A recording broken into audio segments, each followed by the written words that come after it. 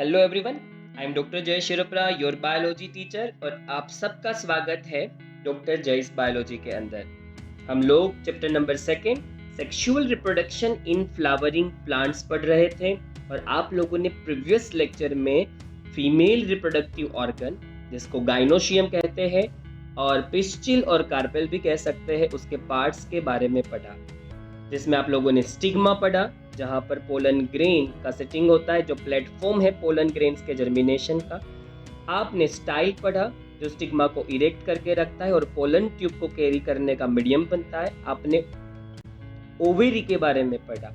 Ovary को हमने ज़्यादा कंसर्न दिया था क्योंकि ओवेरी के अंदर ही ओव्यूल्स आए हुए होते हैं और वही ovules after the fertilization seed में कन्वर्ट हो जाते हैं। तो फर्टिलाइजेशन की जो पूरी इवेंट होती है वो विद इन दी ओवरी और specially with in the ovules होती है। इसी वजह से ओव्यूल्स को थोड़ा ज़्यादा कंसर्न दिया गया है। तो आज हम इस टॉपिक में पढ़ने वाले हैं स्ट्रक्चर ऑफ ओव्यूल। पर ओव्यूल को एक और नाम दिया गया है मेगास्पोरेंजियम। ये नाम इसको कहाँ से मिला? मेगास्पोर, जिसका मतलब होता है बड़ा स्पोर। जो बड़ा स्पोर, लार्ज स्पोर प्रोड्यूस करने के लिए रिस्पॉन्सिबल है, उसी को हम कहते हैं मेगास्पोरेंजियम। ये मेगास्पोर वही सेल होता है जो बाद में एग सेल या तो ओवम में कन्वर्ट होता है। फिलहाल भूल जाइए मेगास्पोर क्या है, क्योंकि नेक्स्ट टॉपिक में हम मेगास्पोरोजेनेसिस पढ़ेंगे, तब आपको समझ आएगा कि मेगास्पोर क्या होता है। और अगर आपको 11th साइंस का 3rd चैप्टर याद है, प्लांट किंगडम, तब आपको पता होगा कि मेगास्पोर किसे कहते हैं।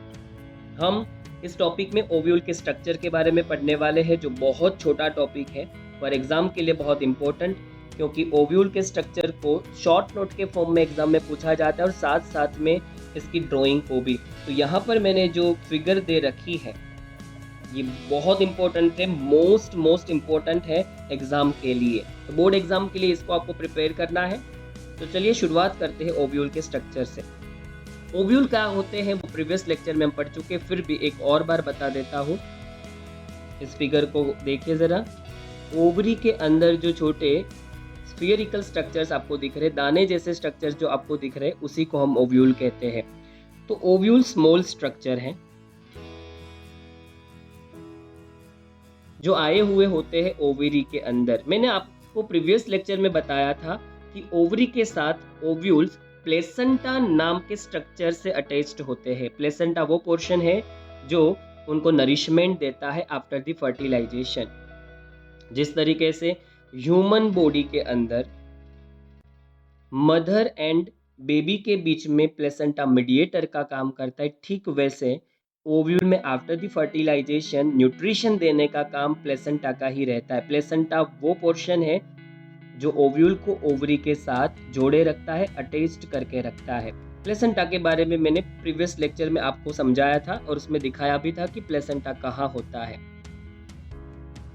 यहाँ पर फिगर में जरा देखिए ध्यान से। ओव्यूल जो ओवरी में आए हुए हैं उनके नंबर्स बहुत ज़्यादा है। ये भी मैंने बताया था कि जितने ओव्यूल्स होंगे उतने सीड्स प्रोड्यूस होंगे, क्योंकि ओव्यूल फ्यूचर सीड होते हैं। आफ्टर द फर्टिलाइजेशन जो ओव्यूल है वो सीड में कन्वर्ट हो जाते हैं। और अगर हम बात करें ओवेरी की, तो ovary after the fertilization convert हो जाती है फ्रूट के अंदर। तो एक ओवेरी में जितने ओव्यूल्स होंगे आफ्टर द फर्टिलाइजेशन, फ्रूट में उतने ही सीड्स प्रोड्यूस होंगे। अगर सारे ओव्यूल्स क्या हो जाते हैं, फर्टिलाइज हो जाते हैं। तो अब हम शुरू कर रहे हैं हमारा आज का मेन जो कंसर्न है वो ओव्यूल का स्ट्रक्चर। तो ओव्यूल क्या है, कहाँ होता है, ये आप समझ चुके हैं। अब हम स्ट्रक्चर को देखेंगे और स्ट्रक्चर को देखने के लिए इस फिगर को आपको देखना है। सबसे पहला पार्ट है फ्यूनिकल। फ्यूनिकल किसको कहते हैं? ये स्टॉक लाइक स्ट्रक्चर है जो प्लेसेंटा से ओव्यूल को अटैच करके रखता है। तो ओव्यूल को प्लेसेंटा के साथ हमें अटैच करना होता है और फिर प्लेसेंटा ओव्यूल को ओवरी के साथ अटैच करती है। तो जो स्ट्रक्चर ओव्यूल का प्लेसेंटा के साथ जुड़ा हुआ है, इस स्ट्रक्चर की वजह से ओव्यूल ओवरी के साथ टिका हुआ है, उसी को हम फ्यूनिकल कहेंगे। फ्यूनिकल प्लेसेंटा से जुड़ता है और फिर प्लेसेंटा जो है वो ओवरी से कनेक्ट हो जाता है। तो यहाँ पर मैं आपको फ्यूनिकल दिखा रहा हूँ, फिगर में देखिए ध्यान से। ये जो स्ट्रक्चर है वो फ्यूनिकल के नाम से जाना जाएगा। स्टॉक लाइक स्ट्रक्चर जो प्लेसेंटा से ओव्यूल को जोड़ के रखता है, अटैच करके रखता है। अब हम बात कर रहे हैं हाइलम की। यहाँ पर हाइलम हमें शो करके नहीं दिया गया है, तो फ्यूनिकल को मैं हाईलाइट करके रखता हूँ क्योंकि हाइलम की जो डेफिनेशन है उसके अंदर फ्यूनिकल जो है उसका भी काम है। ओव्यूल की पूरी बॉडी जिस जंक्शन के जरिए फ्यूनिकल से अटैच्ड होती है उसको हम हाइलम कहते हैं। तो हाइलम एक्चुअल में जंक्शन है। वो जंक्शन है किसके बीच का? वो जंक्शन है ओव्यूल और फ्यूनिकल के बीच का। तो चलिए मैं इस जंक्शन को दिखाता हूँ। तो पहले हमें ओव्यूल की बॉडी को देखना पड़ेगा। ओव्यूल की बॉडी किसे कहेंगे? तो ये पूरी जो है वो ओव्यूल की बॉडी है।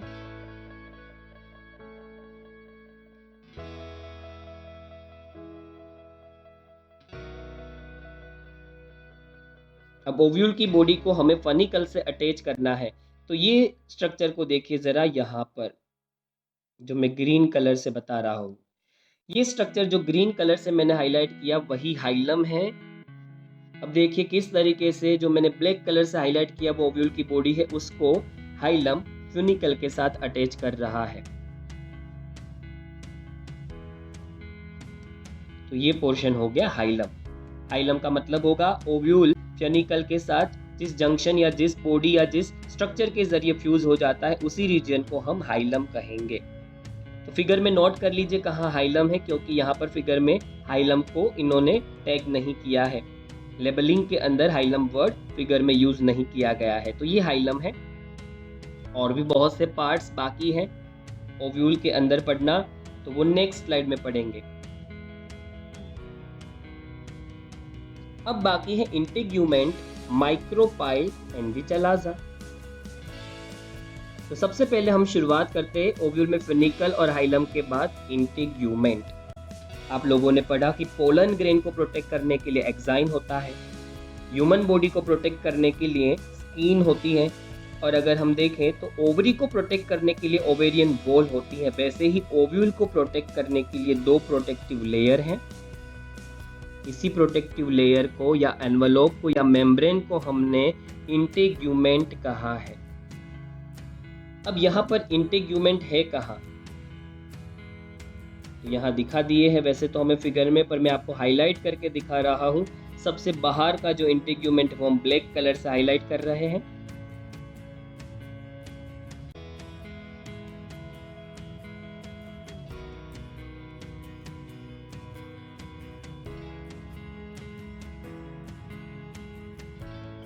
तो ये है फर्स्ट इंटीग्यूमेंट, आउटर इंटीग्यूमेंट। उसके जस्ट नीचे होगा beneath the outer integument inner integument, मतलब अंदर वाला प्रोटेक्टिव लेयर। तो ये है इनर इंटीग्यूमेंट। तो इस तरीके से दो प्रोटेक्टिव लेयर है जो ओव्यूल को प्रोटेक्ट किए हुए हैं, उसी को हमने इंटीग्यूमेंट नाम दिया। इस ओव्यूल को ध्यान से देखो, यहाँ एंट्री करने के लिए कोई गेट नहीं है।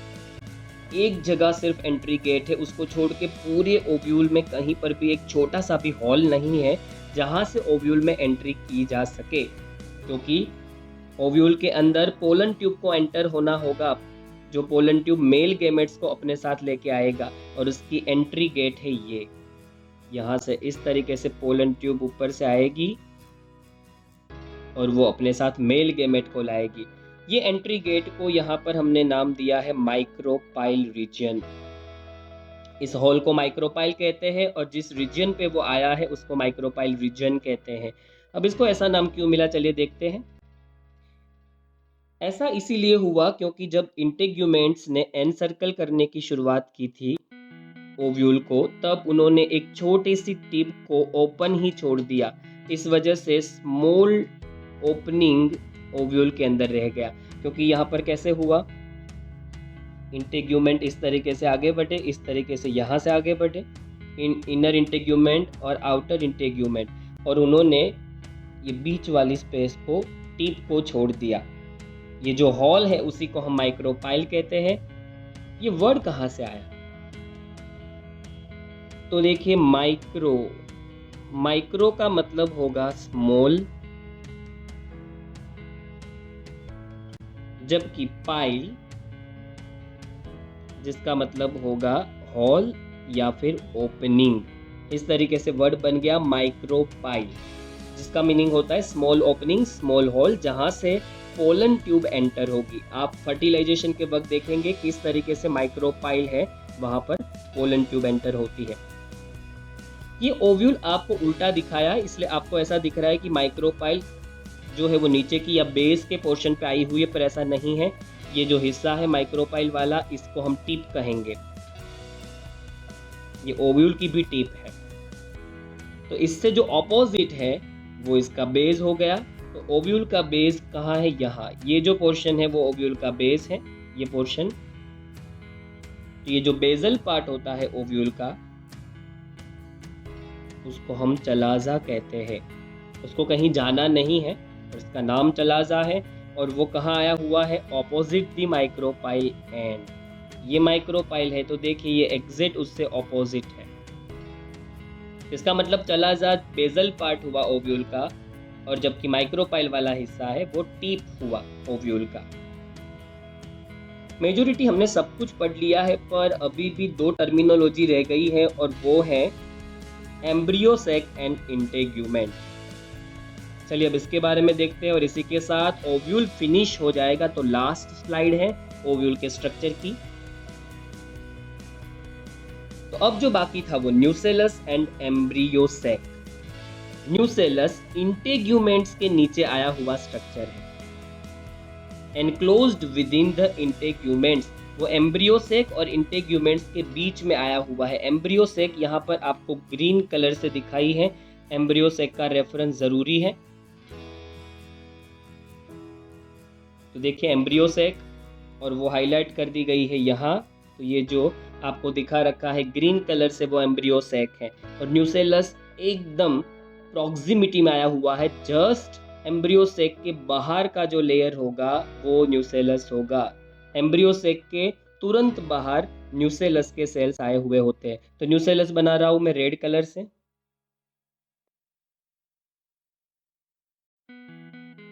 तो रेडिश कलर से फिलहाल मैं कवरिंग कर रहा हूँ एम्ब्रियो सैक, जो ग्रीन कलर से दिखाई गई है।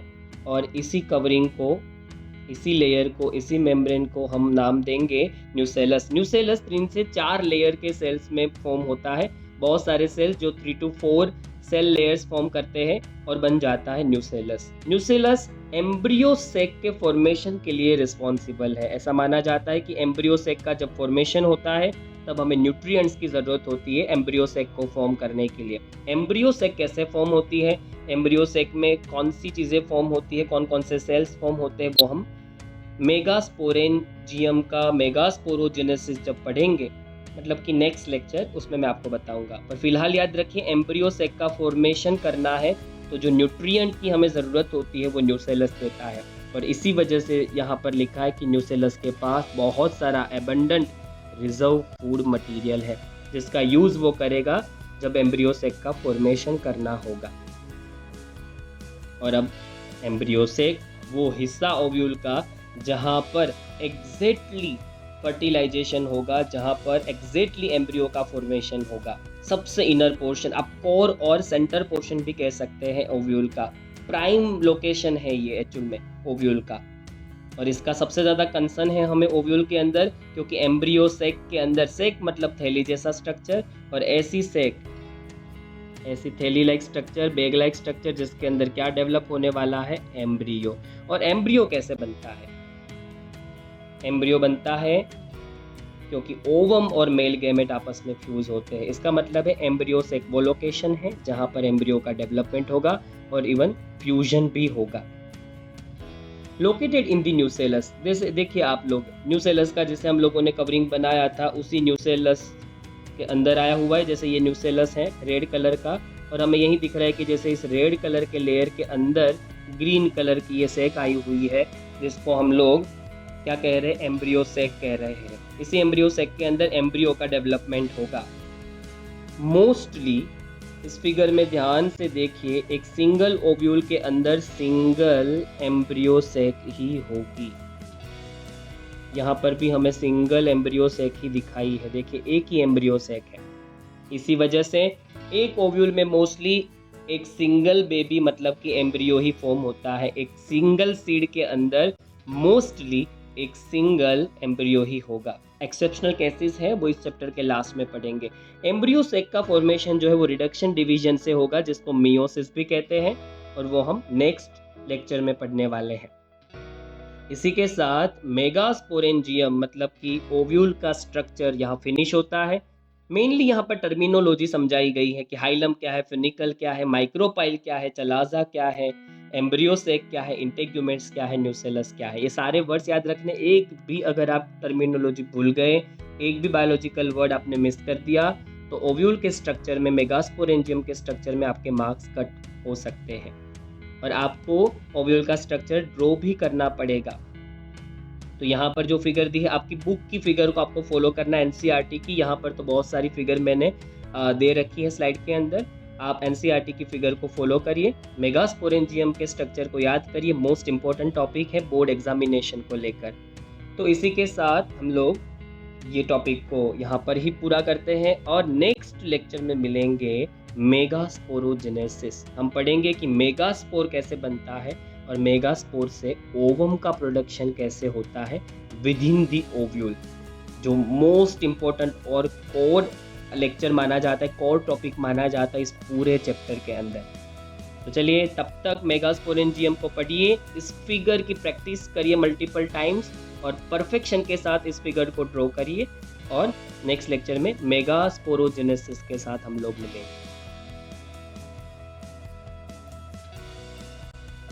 Hello every